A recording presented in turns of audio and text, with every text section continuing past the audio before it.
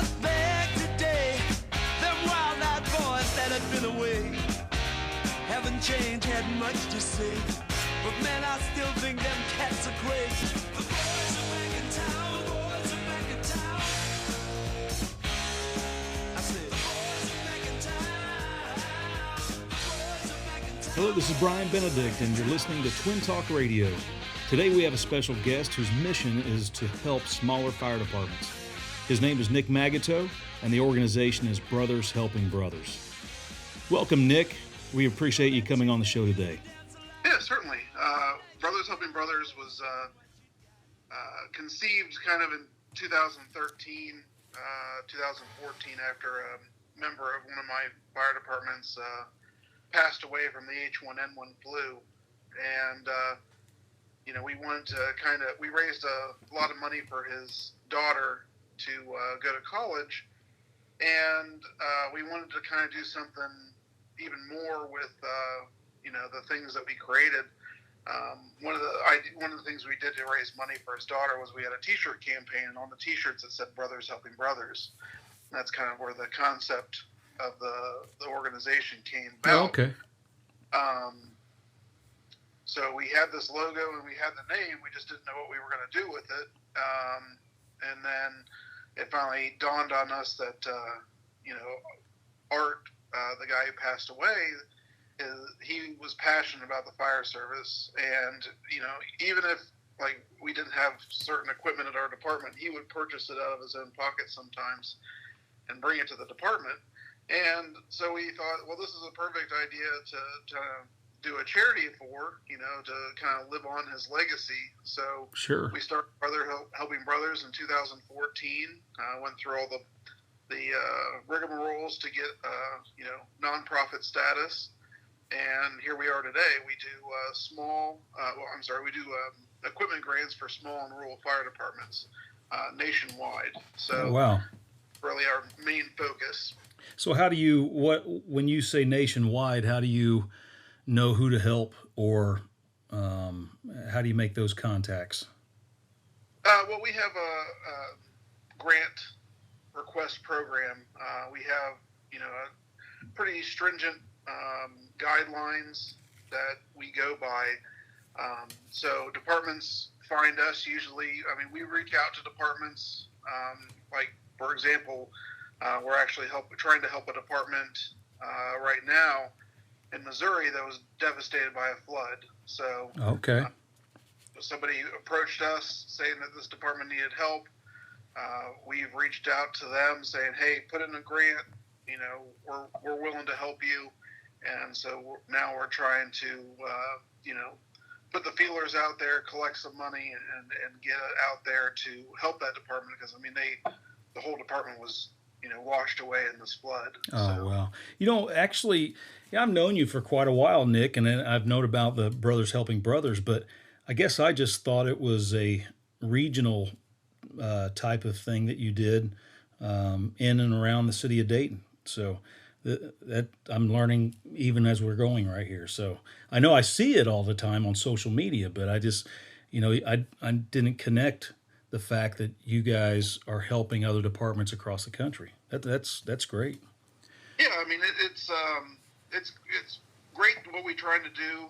It's definitely difficult. We could have probably been a little bit easier to start a regional charity than it would have been a nationwide one. But, there's a lot of departments out there that need help, that don't get a lot of funding. And, perfect example, one we gave out last year, we went to Cape May Courthouse, New Jersey, and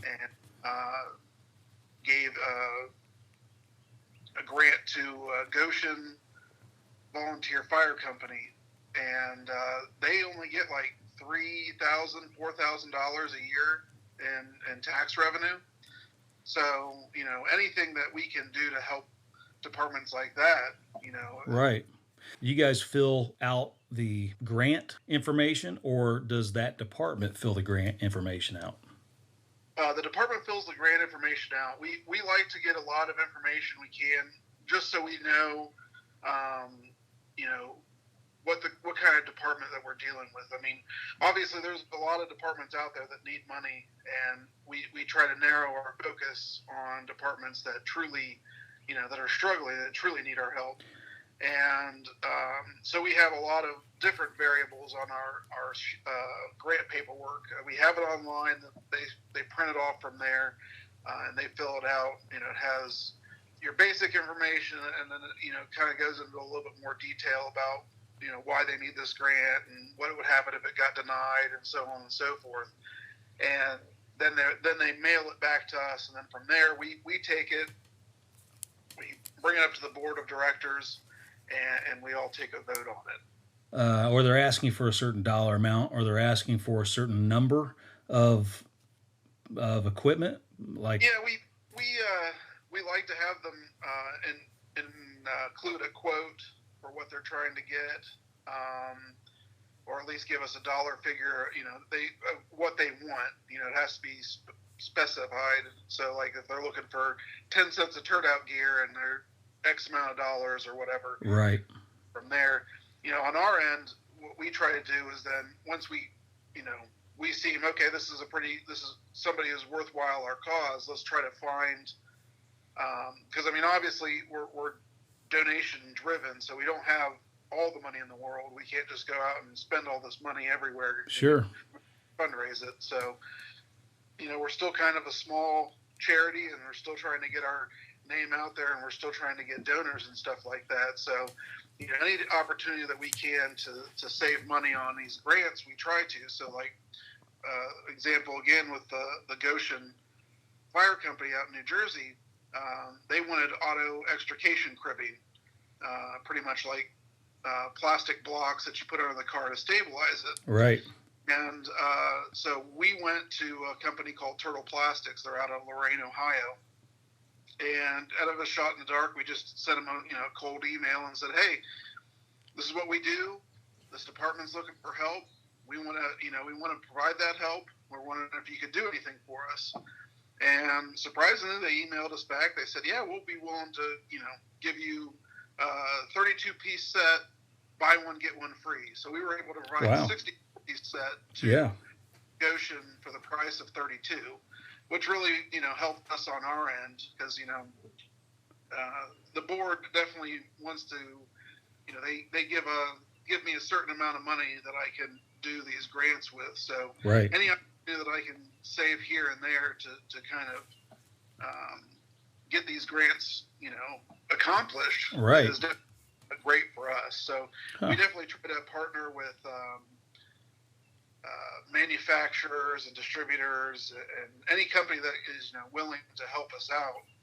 We always try to establish those relationships so we can make it our dollars stretch even further. Right. And that, just scrolling through your website, you have Jefferson Township, Texas, Primrose. Yep. Well, one of the things actually interesting, because we take used equipment as well. Okay. We could, what we do with the used equipment is if we're able to refurbish it, we refurbish it and try to give it away. If it's unserviceable or something like that, we try to sell it or, sell it for parts. Sure. Whatever we can get out of it, because, they made it a donation to us. And then, if we make, $2-3 off of it, that's more money than we had before. Right. So, right. So does that happen often, or do you need more items like that where fire departments, instead of throwing it in maybe to an auction, they could donate that to the cause? We're always seeking that out. Unfortunately, it's been easier to do auctions now because you can do online auctions and things go for a lot higher amounts. So we don't necessarily see a lot of equipment donations, but we are always seeking that kind of stuff out. With Primrose, when Art passed away, he actually had quite a lot of surplus equipment that he had. And so his employer called me and said, hey, we have this stuff, Arts, do you want it? And we went down there, and it was a bunch of fire stuff. And we're like, yeah, we'll take it. So we brought it back, and one of those was a dump tank.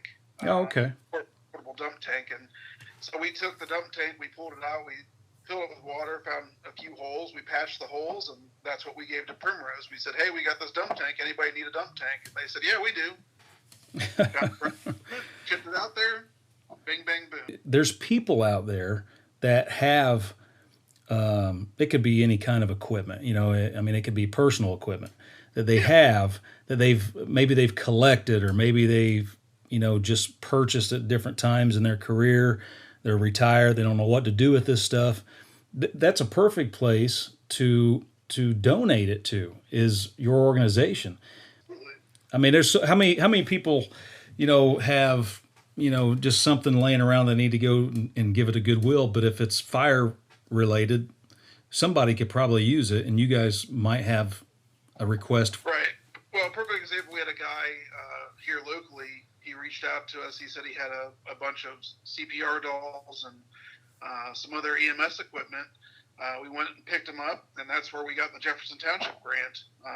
He had quite a few CPR dolls, and Jefferson Township didn't have any, so right. We made the connection and made it work. So that's great. That's great. I mean, there's so many. The job itself is challenging, because it's almost became jack of all trades, and you're trying to be master of them all, and it's very difficult. I mean, there's so many scenarios, so many skill sets that trying to, especially volunteer departments, trying to get that equipment that they need to satisfy the training that needs to happen. It's got to be challenging. And not only that, anytime you talk about government purchasing, it's usually jacked up the price. True. Yeah. So, these things aren't cheap, and the departments that we're dealing with, they're running on fundraisers, or right. less than $100,000 in funding. So, right. These departments don't have the money, and quite frankly, here with the shortage of volunteer firefighters nationwide, many departments are resorting to paying people per hour to be on duty, right? And that into their budget. That takes away from the budget, right? Right. So then they're not able to purchase these equipment.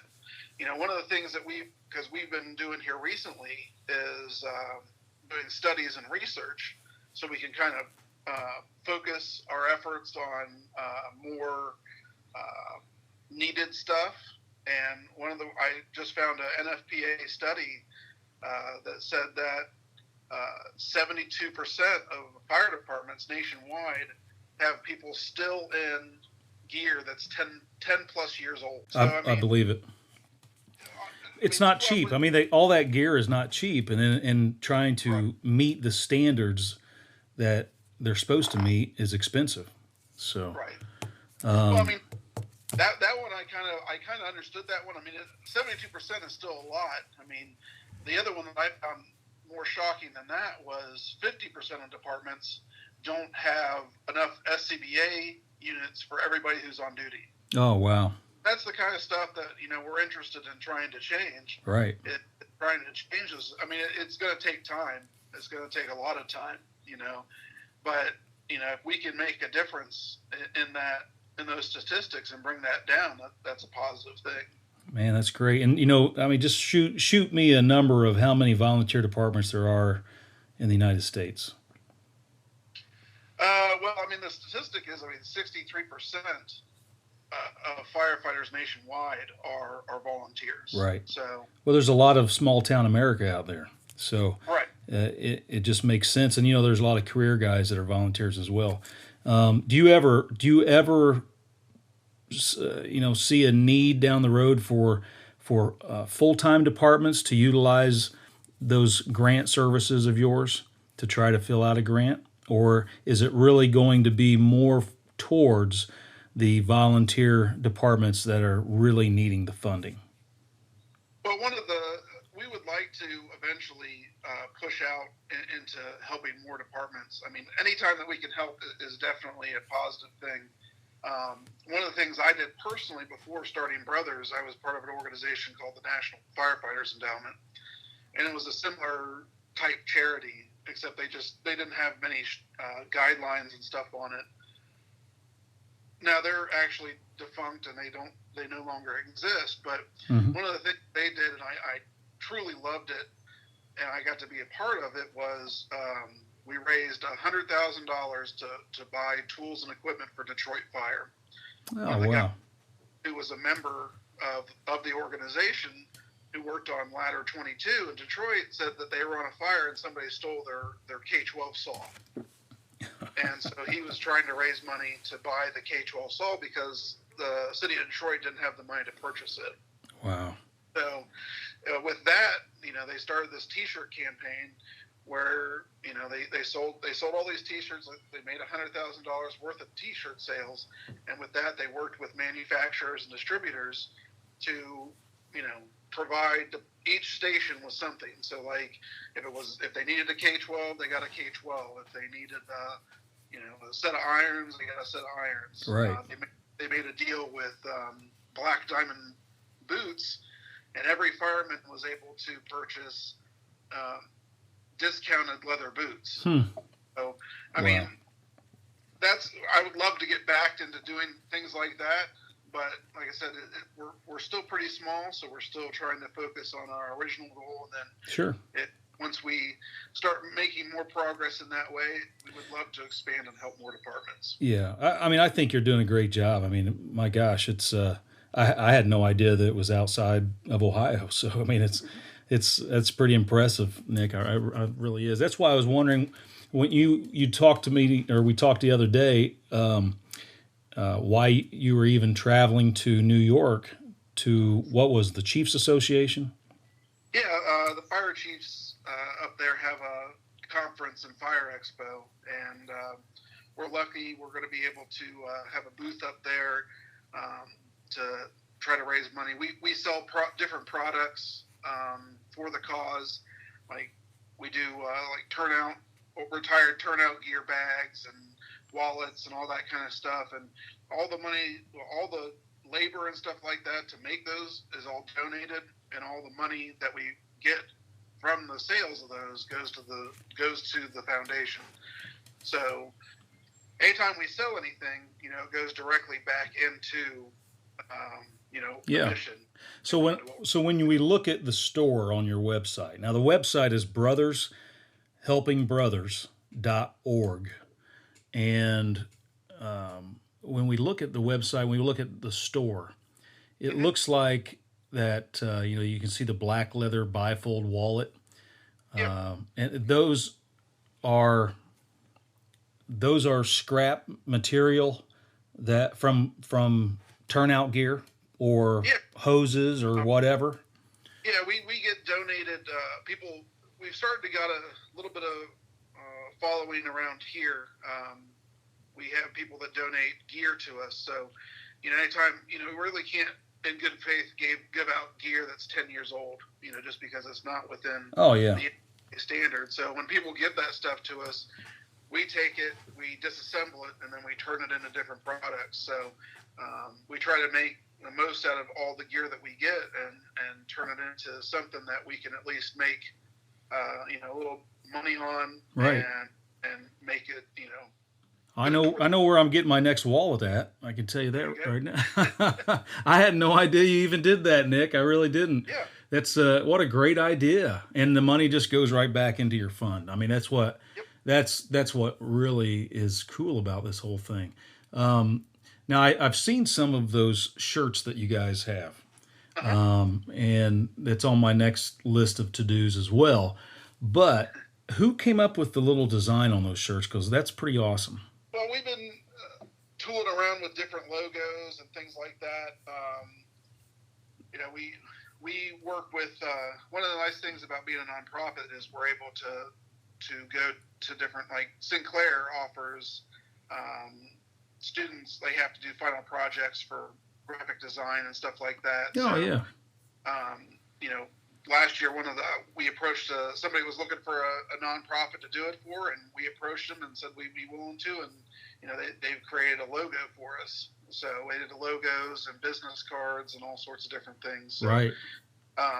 It's a good opportunity to help out. It's a win-win. It's for them and, right. and yourselves. And a good opportunity for us to get graphic design for free. Right, so. right. That's wonderful.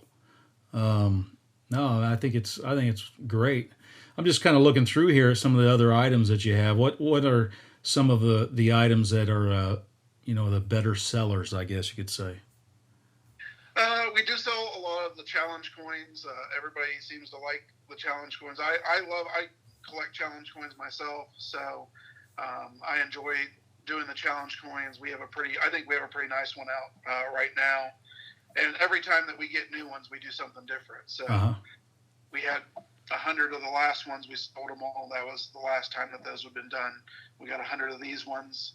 Once we sell them out, we'll do a different design. Oh, they look great. They look great. Yeah. I'm looking at it right now. That's man, that's really attractive, right? I like the logo that you guys have on those things. I've seen a couple different designs. This right here, I really like that. The design of that, because you see the ladder below it. Yeah. The chevron. So it's really nice. That's a good. Whoever did that did really well. I like that. And the back side of it is the flag there. So. Yeah. We try to come up with something unique every time we do it. One of the other things that we have on the store, we partnered with a coffee company out of Arizona called First Line Coffee Company, and they're actually a nonprofit as well. They donate all the proceeds from the coffee to police, fire, EMS, or military charities. So we partnered with them. Any of the coffee that we sell off of our website goes directly to the proceeds go directly to us. Huh. We have I think they have 3 different blends and things like that. So right. I've bought it. It's great coffee. I really enjoy it. So it's interesting. I think most people probably have no idea that this organization does what they do, helping these departments throughout the country. A few firefighters that actually are on the board that kind of coordinate this, and I'm sure the workload for you is a lot. So,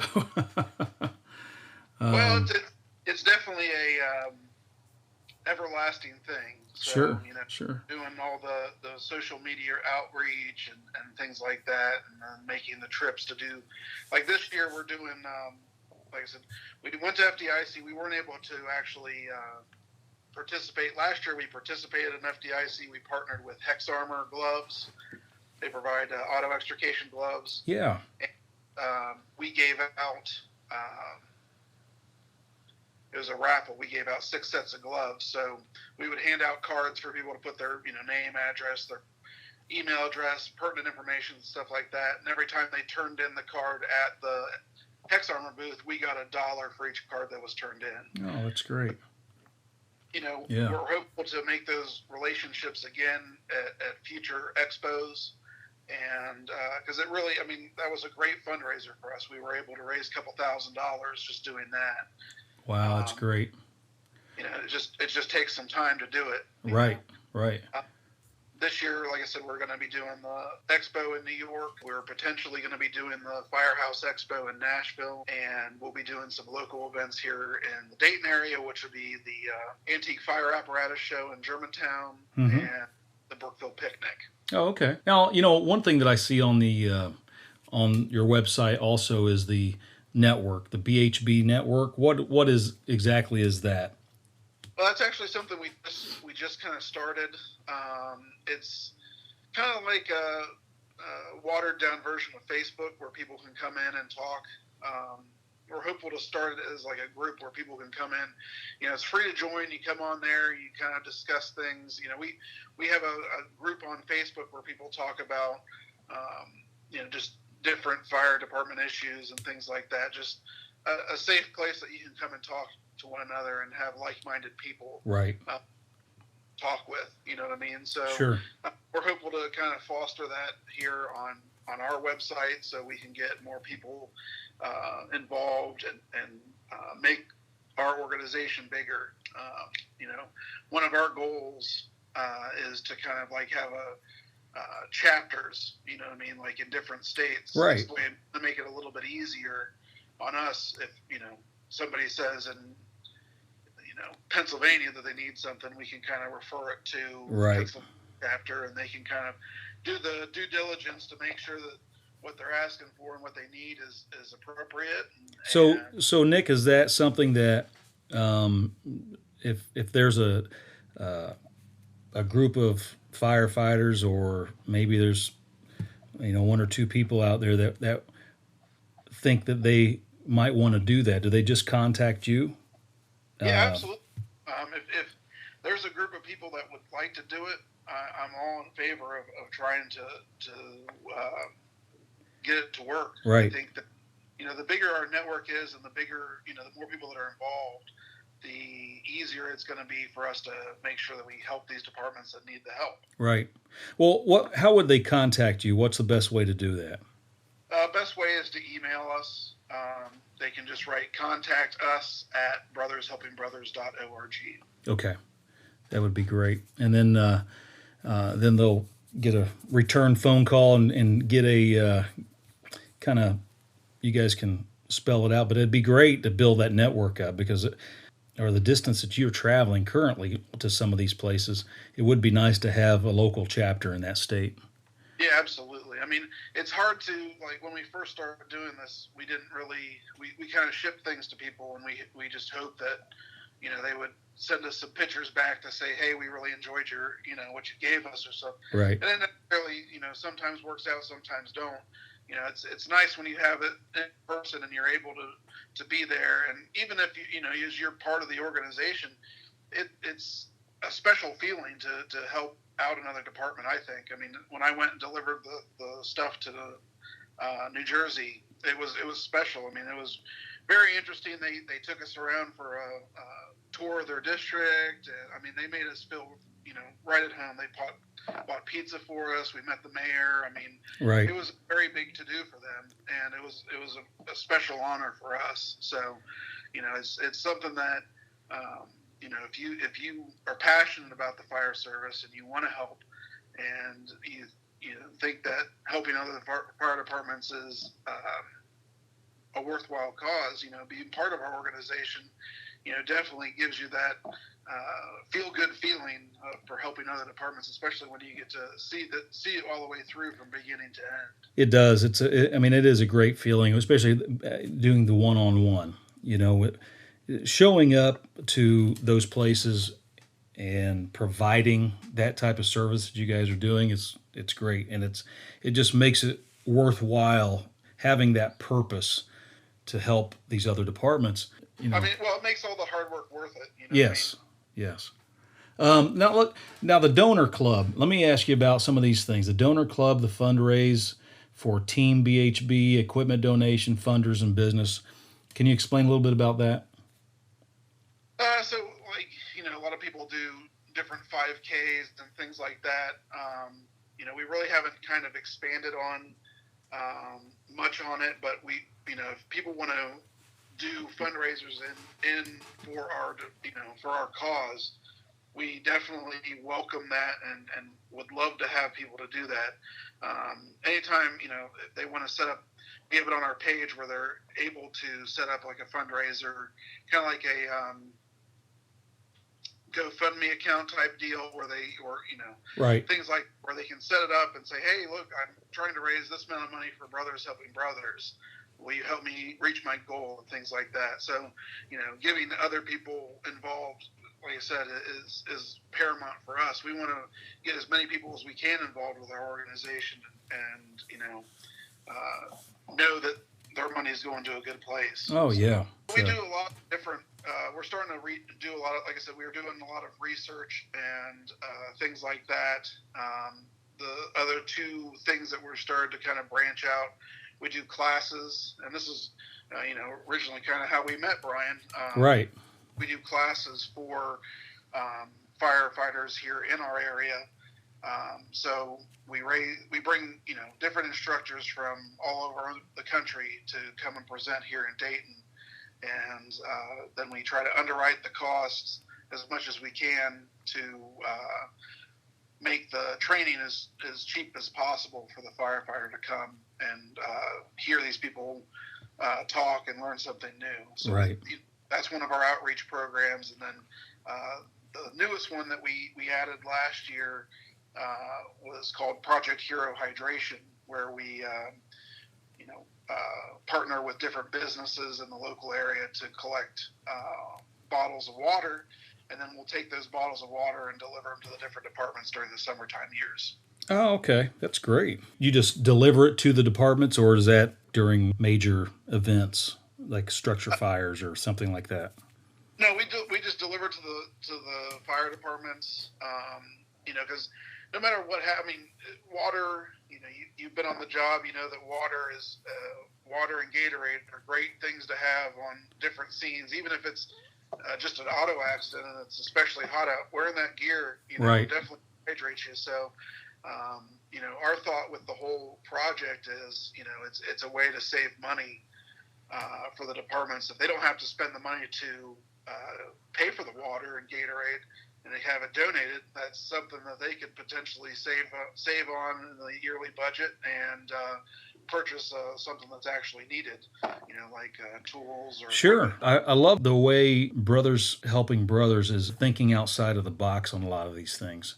So I know you guys are brainstorming, and is that pretty much what the board is doing, is just coming up with different ideas of donating and helping the volunteer departments? Because, from the store, the ideas within the store to the ideas, bottled waters, it just seems like you guys have really put a lot of thought into how you could do, funding differently.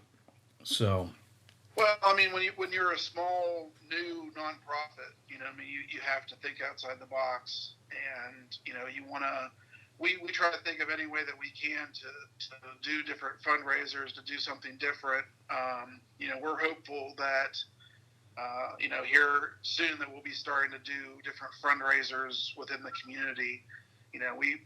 We want to make sure that we give back to our local firefighters as much as we give out nationally, because, obviously we're local. We like to see that the guys get help here just as much as we help out. Right. So even if it can't be in tools and equipment or something like that, like doing the bottled water stuff, doing the classes, it all benefits the fire service here locally, and that's what we're about. Right. The outreach programs that you were talking about, who have you brought in to do classes? Well, we've had a few. The first one we brought in was Shannon Stone from Fort Walton Beach, Florida. He has a presentation called Nuggets from the Right Front Seat. Phenomenal program. We'd love to have him back up here again. The year after that, we did Chris Gilpin. He's a lieutenant from Union Township in Claremont County. He was a local guy.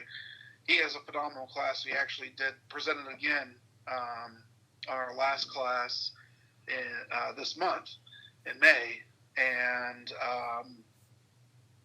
we've had Steve Robertson from Columbus Fire. Just a phenomenal class. We would love to have him again. And we've had Marty Mays from the Fire Asylum in Texas. Oh, okay. We've had quite a few. We're planning our next one in October, fallish time. We're hopeful to kind of expand this each year to make it bigger. Our goal is to one day hopefully have a 3-day conference type thing where we can. You have multiple speakers, and you can choose which classes you want to go to. So. Right. How often do you guys have those classes for firefighters? Right now we're on a schedule of doing it twice a year. So we do usually a spring class and then a fall class. So we're trying to stick to that schedule for now, and then hopefully, as we build it up, get more people interested in coming. Maybe put in more classes and stuff like that. Right. But I think it's a great thing for our area departments to have these. It's definitely new information. It might not be new, or if it is new, it's always great to have a different perspective. Especially, like, I try to bring out as many out-of-state people as we can, just Sure. because, learning something, how a firefighter in Florida does something different than we do here in Ohio. I mean, it gives a great perspective on the job. Yeah, yeah. And who do you find that is signing up for the classes? Is it the guys from the volunteer departments? Is it maybe some of those, Dayton has a lot of part-time guys that work about 3 or 4 different departments. Or is it some full-time guys, or is it a little bit of everybody? It's really a little bit of everybody. We actually, surprisingly, we've had a great mix of between full-time, part-time, and volunteer. And the really surprising thing to me is how far we reach out and get people to come. This last class, we had people from Frederickstown, which is north of Columbus. A person from Chillicothe came. I mean, right. It's all over. So it's definitely, we're bringing a lot of different, departments into the mix. So it's great that we have that wide reach to bring in people from pretty much all of Western Ohio to come to Dayton and do this. Right. Oh, that's great. Nick, if you could let everybody know again what your contact information is, and then also what's your Facebook page, and if you have a Twitter page, and whatever other social media that you like to deliver out there. Yeah, absolutely. They can contact us through contact@brothershelpingbrothers.org. They can call. We have a office number, which is 937-999-1355. It's kind of like a voicemail service for us. And our Facebook page is facebook.com/BrothersHelpingBrothers. Our Twitter account is twitter.com/BHB_ORG. And we also have Instagram, which is Instagram.com/brothers_helping_brothers. Great. It sounds like you are a busy guy, and it's just amazing because I see you guys on social media all the time, and you're always promoting something, and it's really good. Like I said, I had no idea, and I'm really glad that you're able to come on to this little podcast that we do, because this is exactly the reason why I want to do this, is to get things just like this out to other people around the country. Now they know what they can do with their equipment after they retire that they may want to get rid of, or that they've collected through the years, or how they can contribute. Any way we can. We're always looking for people to help. We're always looking, always looking for money, always looking for everything. I mean, your long-term goals are trying to have a chapter in each state that would make it easier for volunteer departments within that state to submit their request and to get those requests. So you would be up for that opportunity if someone wanted to do that out there. So absolutely, if anybody is willing to start up a group in their state or hometown or wherever, we're more than welcome to have them on as part of our organization, and we will do our best to work things out so we can just make the fire service a little bit better at a time. Sure. I mean, like we said, the cost of all the equipment, being a jack of all trades, is expensive, and if you guys are out there trying to defer it a little bit, and with donations and outreach programs and everything else, it's really great. So, well, hey, I really appreciate you being on this podcast, Nick. I really do. My pleasure. Yeah, hopefully you get a few phone calls every now and then from this thing, and I know I'll be promoting it as I always have. So, I do appreciate that. Yeah. Well, hey, thank you very much, Nick, and we will talk to you later, okay? All right, sounds great. Thank you, Brian. All righty. Bye-bye.